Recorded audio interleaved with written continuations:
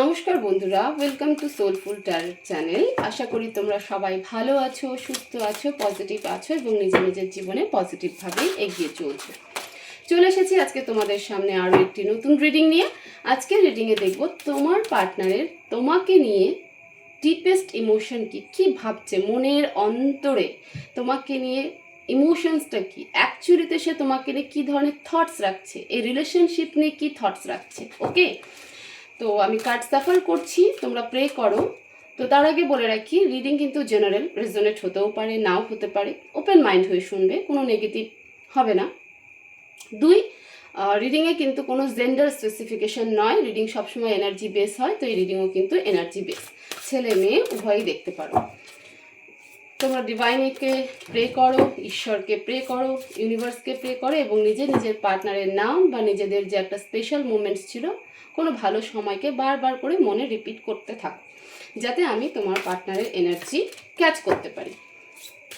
Please divine আমাকে guide করো। আমার যে সকল ভিউয়ার্সরা রয়েছে, তার পার্টনার আমার ভিউয়ার্সকে নিয়ে কি ডিপ ইমোশনস রাখে, কি থটস রাখে, প্লিজ ডিভাইন গাইড করো। আমার যে সকল ভিউয়ার্সরা রয়েছে, ওনাদের পার্টনার আমার ভিউয়ার্সকে নিয়ে কি ডিপ ইমোশনস রাখে, প্লিজ ডিভাইন গাইড করো। Independence number 35, wishful thinking number 36,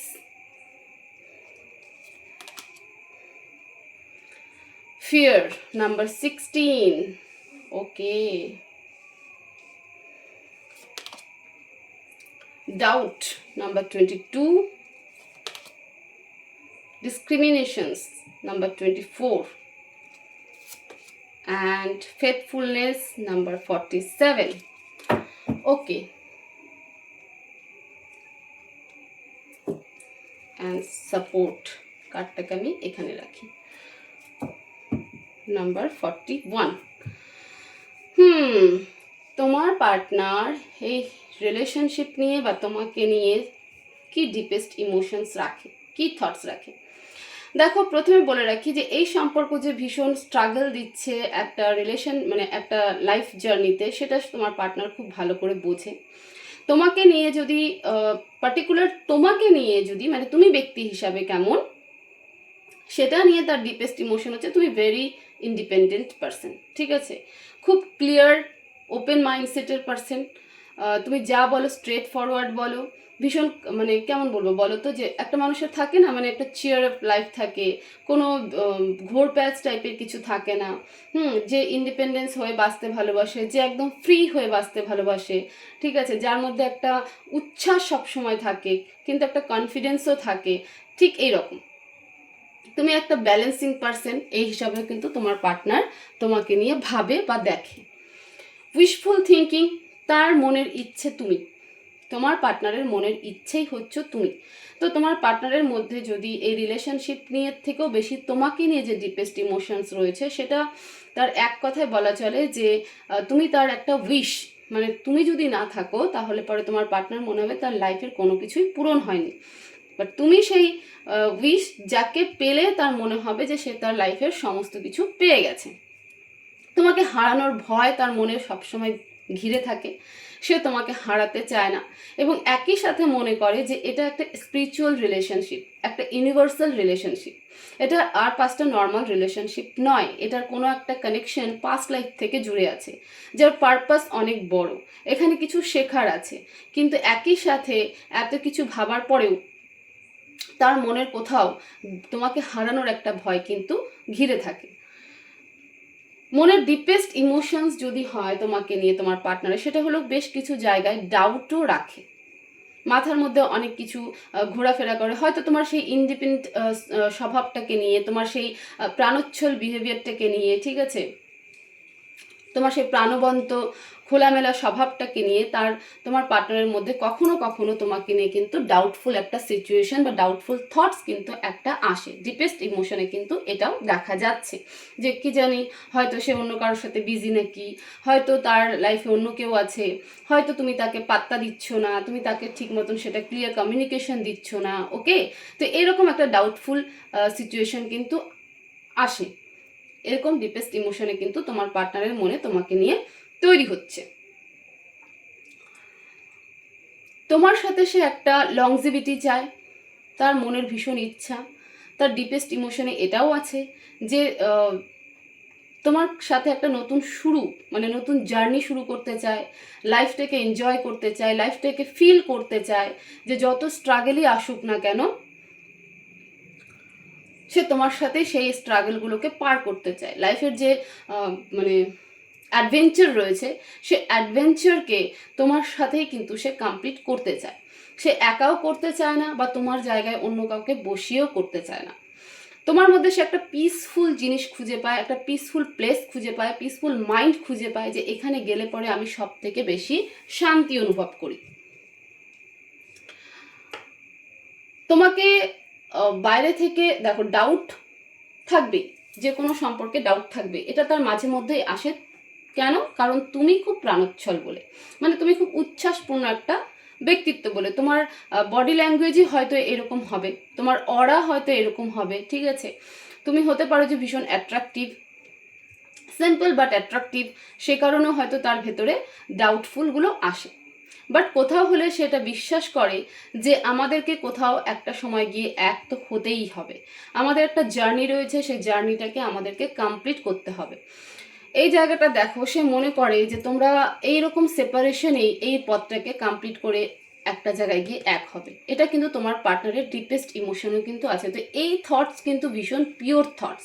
যারা এইভাবে দেখে না যে আমরা দুটো মানুষ হতে পারি ফিজিক্যাল বডিতে আলাদা, কিন্তু আমাদেরকে দুজনকেই এইভাবে একসাথে চলে একটা রাস্তা কমপ্লিট করতে হবে, একটা জার্নি কমপ্লিট করতে হবে এবং আমাকে এই এক জায়গাতে গিয়ে পৌঁছতে হবে।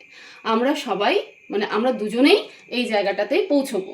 এবং আমরা শুধু এই মানে এটাও তার বিশ্বাস, আমি প্রথমেই যেরকম বলেছিলাম যে তার মনে হয় যে এই সম্পর্ক শুধুমাত্র মানে ফিজিক্যাল লেভেল সম্পর্ক নয়, এটা ইউনিভার্সের দেওয়া সম্পর্ক, ইউনিভার্সাল স্পিরিচুয়াল রিলেশনশিপ। ওকে, তো সেই বিশ্বাসে তার মনে হয় যে আমরা একবার নয় দুবার নয় অনেকবার এইভাবেই এই পৃথিবীতে, এই আর্থে, এই ইউনিভার্সে এসেছি এবং আমরা নিজেদের লার্ন করেছি, করার পরে নিজের একটা জার্নি কমপ্লিট করেছি এবং এবারও তাই হবে যে আমরা এইভাবে সেপারেট থেকে একটা লং জার্নি কমপ্লিট করব এবং আলটিমেটলি ফাইনালি গিয়ে আমরা ইউনিয়নে আসবো, এক হব।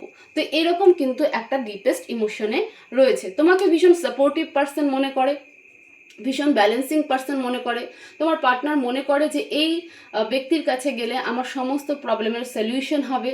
ঠিক আছে, আমাকে কেউ না বুঝুক কিন্তু এই ব্যক্তি আমাকে বুঝবে বা আমার পার্টনার আমাকে বুঝবে, মানে তুমি তোমার পার্টনারকে বুঝবে। যতই তুমি রেগে থাকো, অভিমান করে থাকো, বাট তোমার পার্টনারের কিন্তু ডিপেস্ট ইমোশনে তোমাকে নিয়ে এই বিশ্বাসটাও কিন্তু রয়েছে যে তোমার পার্টনারকে যদি কেউ বোঝে তাহলে একমাত্র তুমিই সেই ব্যক্তি যে তাকে খুব ভালো করে বোঝে, ভীষণ সাপোর্ট করে যে কোনো সিচুয়েশনে। সবাই তার হাত ছেড়ে দিলে তুমি কোনোভাবে তার হাত ছাড়বে না, সেই বিশ্বাস, সেই ইমোশনসটা কিন্তু তোমার সাথেই জুড়ে রয়েছে। তো তোমার পার্টনার কিন্তু তোমাকে নিয়ে বেশ মানে ডিপেস্ট ইমোশনসও কিন্তু কোনো নেগেটিভ নেই, সমস্তটাই পজিটিভ। আমি ডাউট যে কার্ডটা এসেছে সেটাতেও কিন্তু আমি বলবো না যে সেটা নেগেটিভ কার্ড, কিন্তু এটা হতেই পারে, এটা তোমারও হয়তো হয়, ভাইস ভার্সাও হতে পারে, তোমারও হয়তো হয়, তোমারও পার্টনারের কোনো কিছুর অ্যাক্টিভিটি নিয়ে তোমারও ডাউট চলে আসে যে না হয়তো আমাকে ভুল বলছে, আমাকে মিথ্যে বলছে। ঠিক আছে, আমরা গাইডেন্স দেখবো এবার। প্লিজ ডিভাইন আমার ভিউয়ার্সের জন্য কি অ্যাডভাইস আছে, আমার ভিউয়ার্সের জন্য কি অ্যাডভাইস দিতে চাও প্লিজ ডিভাইন।